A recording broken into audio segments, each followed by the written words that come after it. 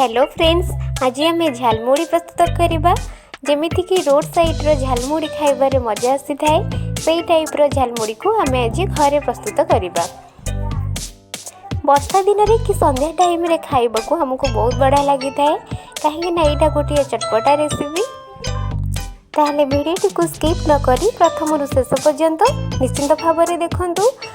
आउ जदि मो चैनल को सब्सक्राइब करि नहंती ताहले सब्सक्राइब करि नियंतु, पाखरे थिबा बेल आइकन को बजाय दियंतु।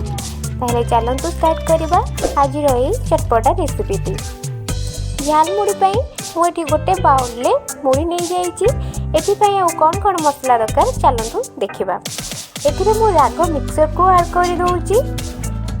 राग मिक्सचर पड़िला हमर एथिरे स्वाद आहुरी बढ़ी जाई थाए। तापर हमें एथिरे सेव को ऐड करि दबा।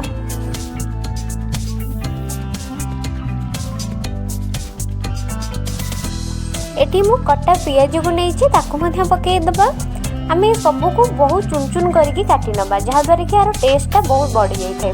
ये कटा गाजर को पकई देली, काकुड़ी के छोट छोट कर काटी नहीं पकई नबा। ये टमाटो को पकई नबा।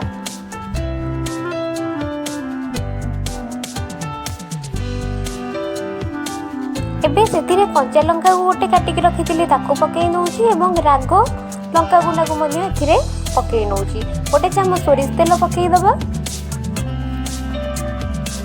एटी फाळे लेंबू मु नेइतिली, लेंबूर रस को एथिरे देई दबा जहा द्वारा कि बहुत आरो टेस्ट आसी थाए।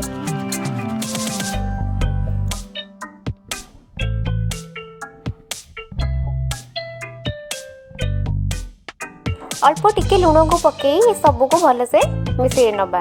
ये धनिया पत्र पकेबा को भूली जाइए, धनिया पत्र को टिके पकई नेबे। एबे सबू को भल से मिसई नेबे।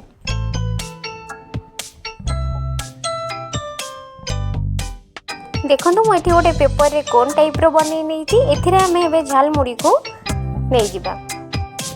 आपण माने जते बेले रोड साइड रो झालमुड़ी खाउतबे एमती पेपर और कोन टाइप रे आपण माने खाइ थांती, बहुत बढ़िया मजा लागि थाए।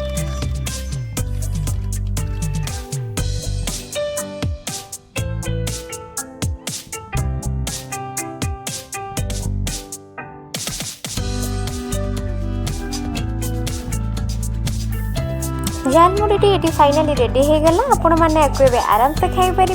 मो भिडियोटी जदि आपको भल लगी थाए ताले लाइक करंतु एवं फ्रेंड्स रिलेटिव मान सहित शेयर करंतु।